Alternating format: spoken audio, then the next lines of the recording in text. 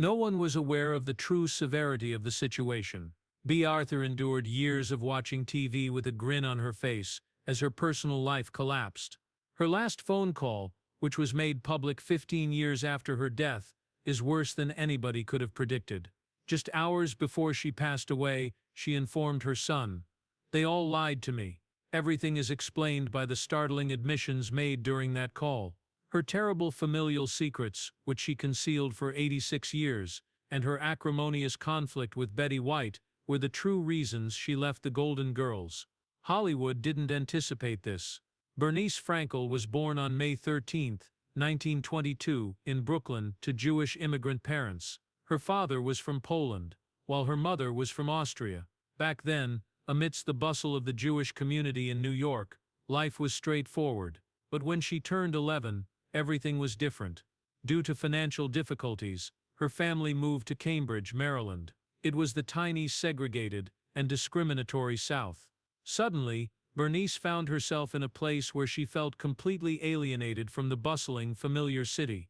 In a neighborhood that didn't feel welcome, her parents' little women's clothes store, one of the few Jewish-owned establishments in the community, became their haven. By the time she was 12, she had grown to about 5 feet 10, as if that weren't difficult enough. She didn't match anyone's idea of what a little girl should be. She was tall and had a deep voice. She was frequently chosen by teachers to portray the guys in school plays, and her classmates were unsure of how to react to her. She felt alone, uncomfortable, and bashful.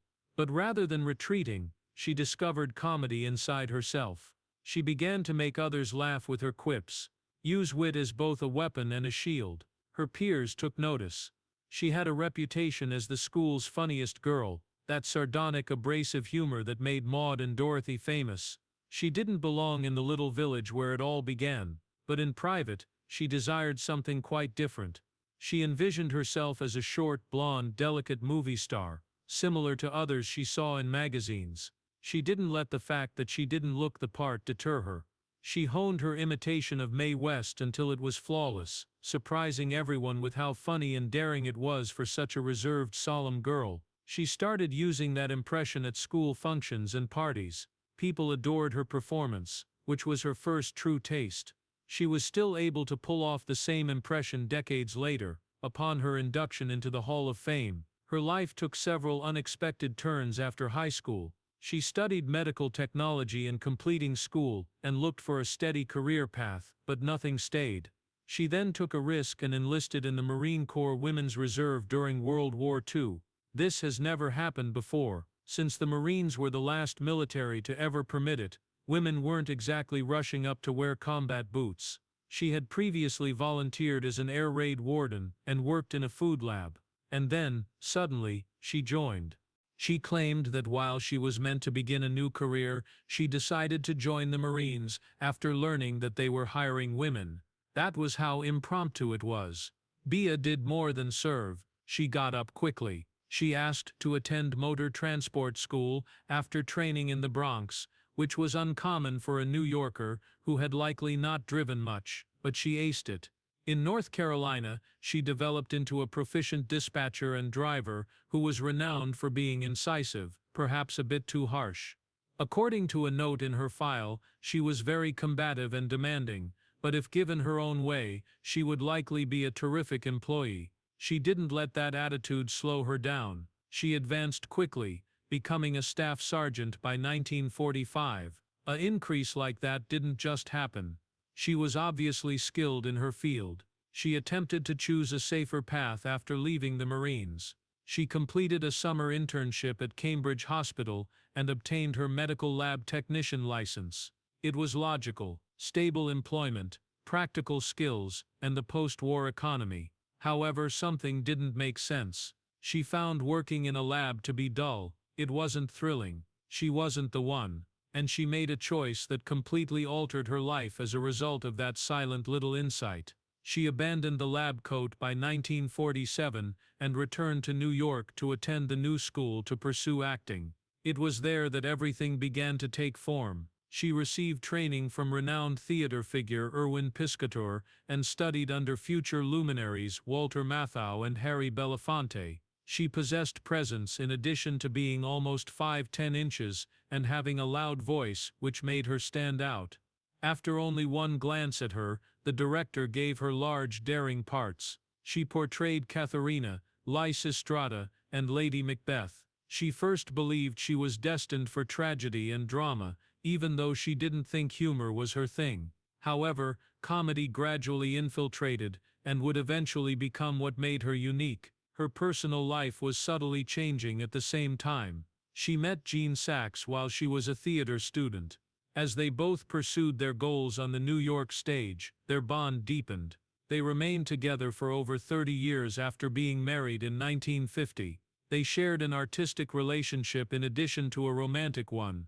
She practiced the type of ferocious presence that would one day make her famous by taking on difficult classical parts in little country theaters while learning the ropes of theater, but it wasn't a glamorous beginning. She took on modest TV gigs to help pay the expenses.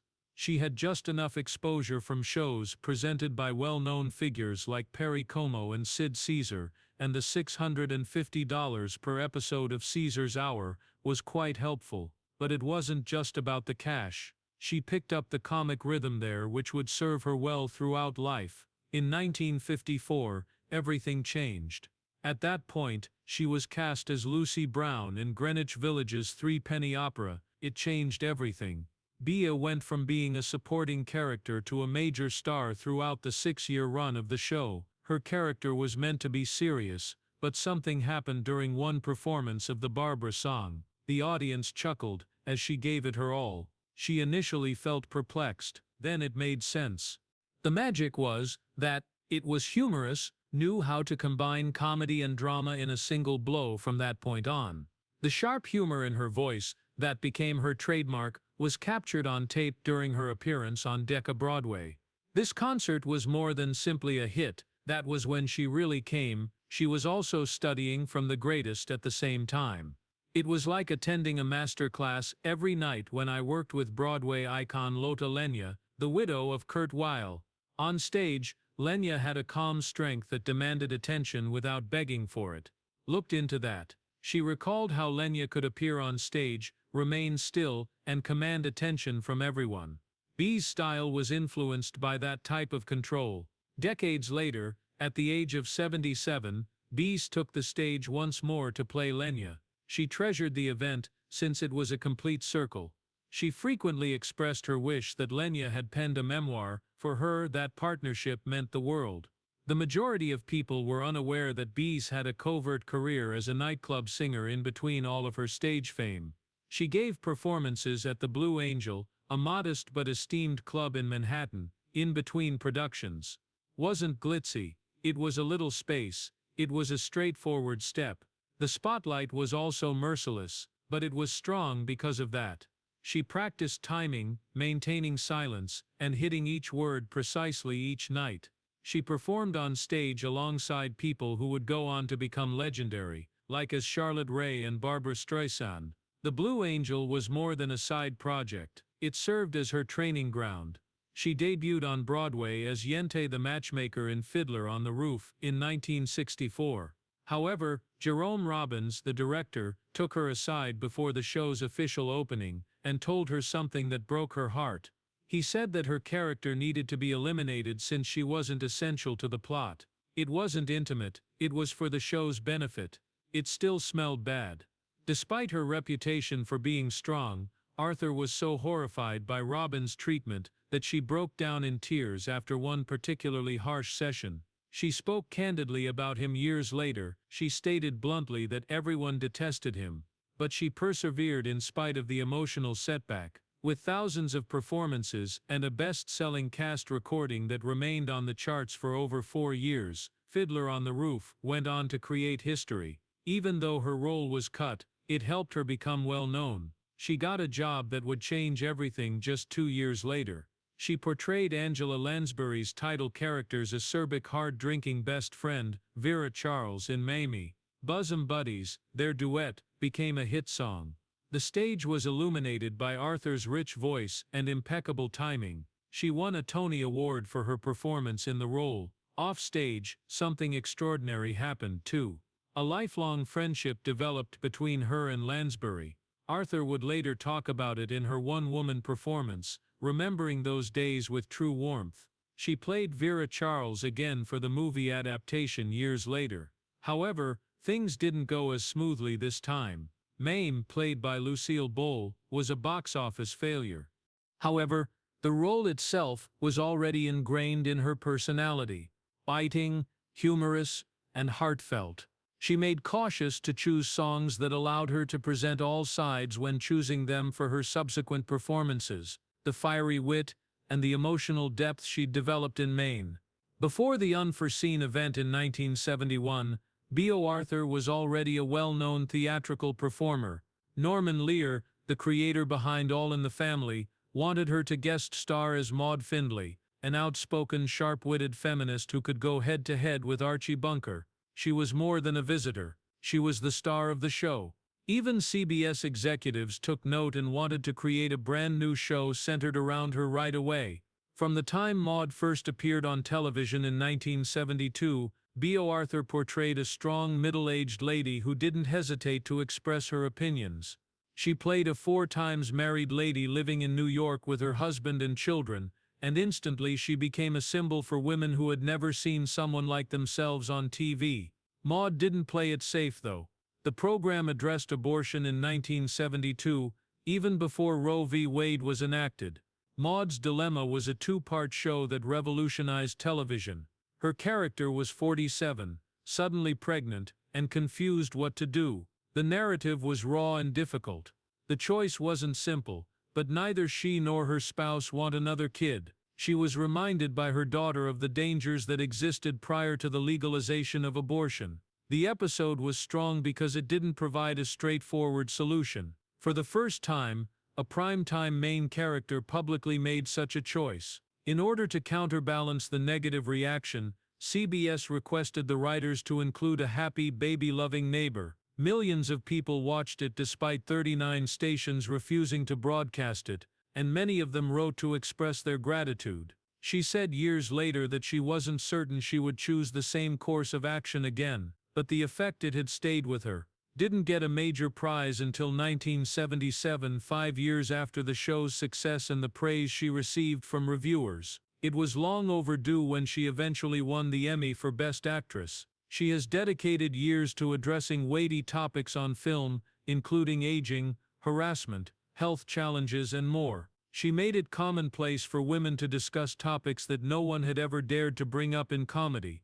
But she dismissed it in typical Bea manner. She said that she no longer cared much about the honor. For her, the work was always more important than the awards. Nevertheless, that Emmy served as evidence that she had transformed the representation of women on television. However, things did not go as planned. In 1974, Bea joined the movie version of Mame, portraying the same part she did on Broadway, Vera Charles. However, it was a catastrophe this time. Despite having a large budget, the movie was a huge failure. Critics detested it. According to some, the film lacked passion, memorable music, and flair. On the big screen, Bea's performance, which was so powerful on stage, seemed clumsy and overdone. She even resembled a drag queen more than Lucille Ball, who played the lead, according to one assessment. Bea later expressed sorrow for ever working in the movie. She felt ashamed, and while Maude was having a great time on TV, Mamie cautioned her that Hollywood can be a very unstable place. She then astonished everyone by leaving Maude in 1978. She was done, yet the program continued to be popular. She said that she wanted to move on since she felt constrained.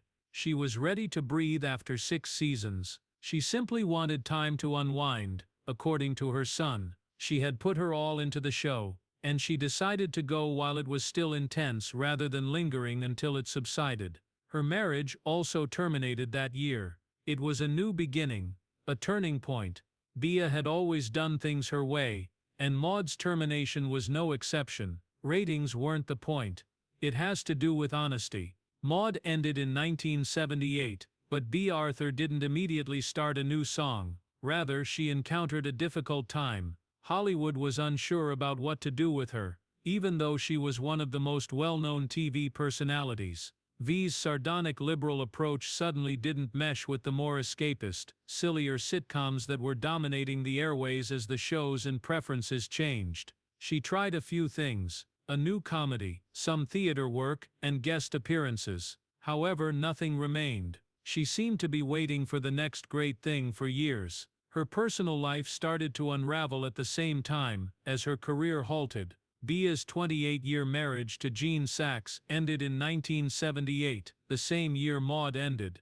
They had raised 2 adopted boys and collaborated professionally. Thus, it wasn't merely an emotional breakup, it ripped through her personal and professional lives. This marriage had dominated the most of her adult life, in contrast to her brief first marriage decades before. Bea never got married again after the divorce. She leaned into her freedom, which she had previously solely displayed on television, and enjoyed being single. In 1983, she seized the opportunity to star in a brand new program called Amanda's. However, it became a catastrophe. It was intended to be the American adaptation of the popular British comedy Fawlty Towers. However, a lot of the original's meaning was lost in translation. It didn't feel like the role. It was unclear who the character was. "You're not playing anything," even Norman Lear, the guy behind Maude, informed her plainly. After just 10 episodes, the program was terminated, and Bea left it feeling angry and let down. Another odd undertaking that no one anticipated appeared in her life that same year. The Star Wars Holiday Special featured Bea Arthur. Indeed, it is true. She sung a song to conclude a Tatooine cantina and portrayed a bartender in a galaxy far, far away. It was a one-time broadcast, was ridiculed by everyone before fading into myth. However, Bea's peculiar little interlude ended up being the highlight. Later, fans said that she was the only interesting aspect of the show. Her character was even officially included in the canon of Star Wars decades later. As all of this was going on, Bea began to reflect on himself. TV was no longer trustworthy. So, in secret, she started creating her own one-woman show. She desired to sing once more and share her experiences in her own style. She started putting it together with the assistance of her friend Billy Goldenberg, using events that had influenced her early career. She was eager to sing Pirate Jenny her way, since it was a song that had stuck with her since the 1950s. Bea Arthur was not interested in becoming Dorothy Zbornak. She declined the Golden Girls offer right away when it was made. After 7 seasons of being abrasive, boisterous, and dominant, she had already served her time on Maude. The last thing she wanted was to return to a lengthy comedy run, especially after learning that Betty White and Rue McClanahan were already aboard. What was her initial thought? Maude and Vivian were only going to meet Sue Ann Nivens at this point. Identical jobs and procedures. Thank you, but no. However, Rue made a huge difference. They would reverse the script, she informed Bea. This time, Rue would be the man-hungry Southern beauty, and Betty would be the innocent, kind one. Bea paused at that twist. She found the pilot to be humorous, mature, and intelligent. "All right, I'll get off my ass and do it," she stated when she phoned back. One of the most recognizable casts in TV history was cemented at that point. Bea's friendship with Estelle Getty was among the most bizarre behind-the-scenes activities. Estelle portrayed the ruthlessly direct Sophia, her mother. However, Estelle was considerably younger in real life. The makeup crew had to use wigs and prosthetics to age her for an hour every day in order to pull it off. Sophia was only a supporting role at first. However, things changed immediately once producers witnessed the on-screen chemistry between her and Bea. The timing, the eye rolls, and the sarcasm were all works of pure magic. You wouldn't believe they were almost the same age. By 1988, Bea was receiving much praise for her performance. She eventually took home the Best Lead Actress in a Comedy Emmy that year. For the same part, she had already lost twice, but now, she was standing next to future Emmy winners Betty, Rue, and Estelle. Very few television programs in history could boast of having statues for each member of the main cast. It demonstrated that the Golden Girls were respected in addition to being well-liked.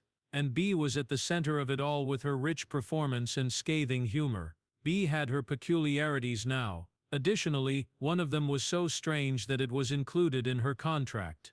On set, she wouldn't wear shoes. She detested them. Thus her group formally announced it. As long as she didn't sue the studio for any injuries she sustained, she was allowed to walk barefoot. Rue, her co-star, had little claws of her own. All of Blanche's clothes were hers to keep. However, Bea prioritized comfort. No gum, no shoes, and no birds. She really detested birds and found the sound of gum chewing intolerable. No matter who you were, she would confront you if she found you in possession of a piece. It wasn't even safe for guest stars. It wasn't diva conduct. Bea was simply being herself. Nevertheless, Bea was unexpectedly sensitive in real life for someone who exuded such confidence on TV. Her son reportedly described her as shy, a loner in a sense, and girlish and fragile at home. She had no interest in Hollywood or stardom. She mostly simply wanted her newspapers, coffee, and some quiet. She kept her world narrow, yet she had pals. And she also discreetly returned the favor. People were astonished to hear that she had given $300,000 to a refuge for LGBTQ youngsters who were homeless at the time of her death. No one, not even her own kid, ever knew. Despite her seeming strength, she had limitations. She had had enough by 1992. Bea made the decision to depart, even though the Golden Girls were still doing well. It had nothing to do with money. Burnout wasn't the cause. There was more to it. The lettering has slid, she thought. Jokes were becoming slack. Even worse, she detested the way the program was treating Dorothy. The authors continued to use the same cheesy shots in season after season. Dorothy was unattractive, too tall, and too muscular. It stung, but the others were able to laugh off their eccentricities. She requested to be written out, because jokes about her appearance felt like kicks to the stomach. Dorothy had a happy ending in her last episode, married and on the go. It was a classy departure, just as Bea had desired. Behind the scenes, however, not everything was elegant. The rivalry between Betty White and Bea became well known. They couldn't have been more different. Betty was vivacious, often grinning and engaging with the crowd. That was something Bea detested.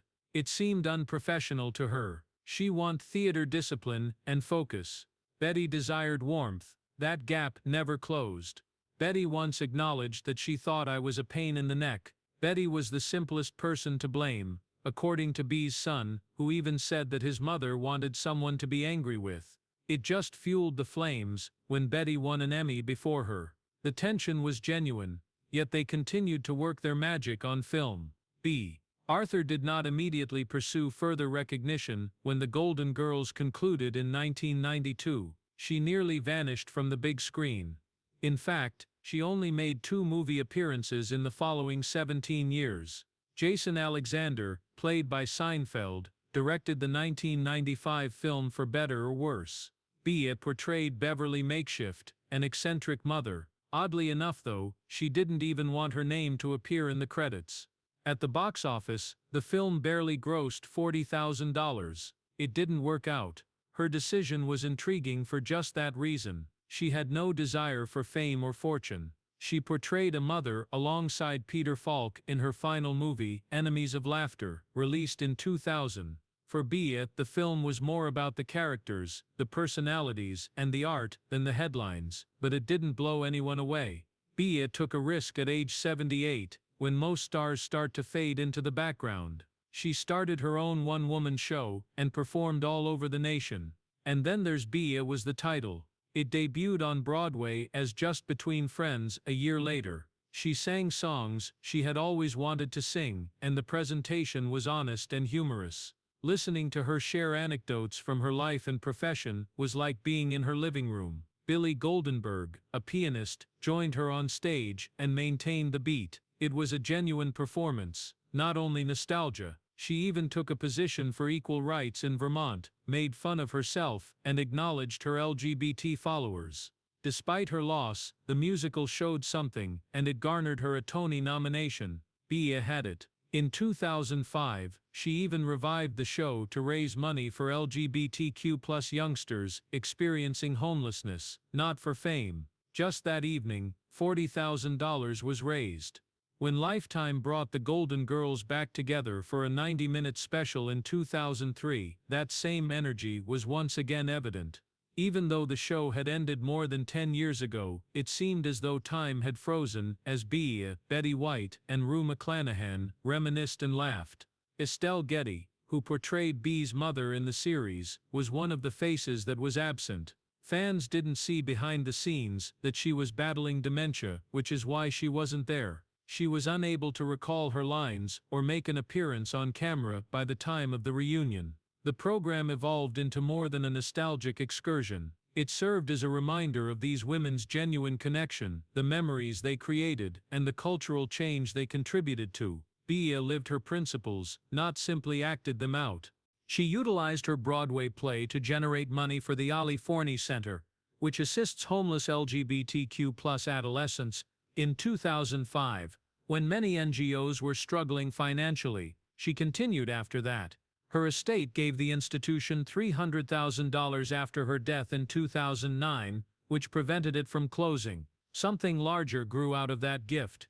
The Bea Arthur home formally opened its doors in 2017 after the city awarded millions to restore a property in Manhattan. It was a complete circle. Together, her name, her legacy, and her kindness provide a safe haven for others. She also didn't stop for a single cause.